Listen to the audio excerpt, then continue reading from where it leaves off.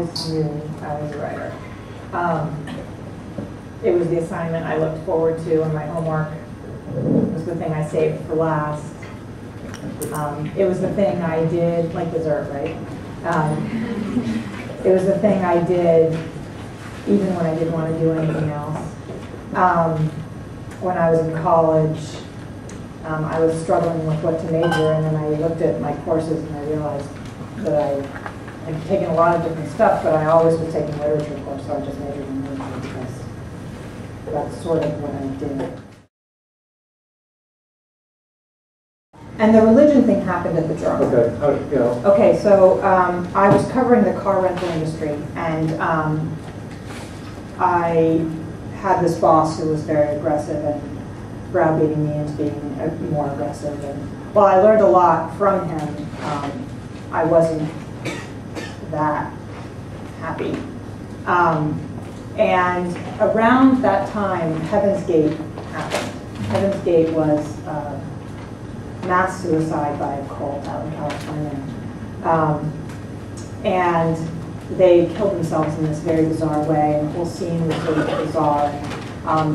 Regular papers were covering it like crazy, and the Journal realized that it didn't have anybody on staff who knew a single person to call, didn't have a Rolodex, didn't have a thought about how to cover this story. It was completely outside of the Journal's expertise.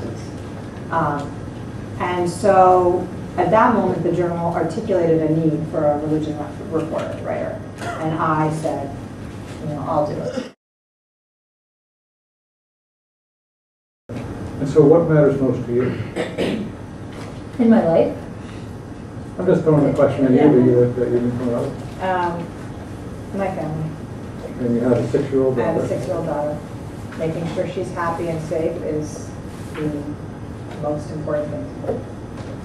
And what are you trying to teach her about, as you start up this point about God, about religion? I grew up in a Jewish home without any formal education, Jewish education. I had lots and lots of formal other education.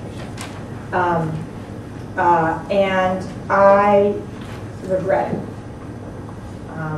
I regret that when I go to temple on Saturdays, I can't read the Hebrew. I regret that I don't know the order of the service. I regret that I don't know what the special prayers are for the special holidays and when it's a special holiday. All of those things are things you learn by rote if you have a religious upbringing as a child, and I didn't. So my daughter and I are going to temple every week. And I'm learning with her all of those things that I said I don't have. So now I do know the order of the service, and I do know the special prayers we say on the special days and when the special days happen. And we talked about God a lot in my house, partially because it's what I talk about at work a lot, and I bring it home. Partially because my husband and I are of different religions and of slightly different temperaments having to do with religion. He's a Catholic, is that? He's a sort of lapsed Catholic, yeah. Our babysitter, the woman who picks my daughter up from school, is a very faithful Pentecostal Christian. And so my daughter gets that too. And we have to sort it all out. We sort it all out loud all the time.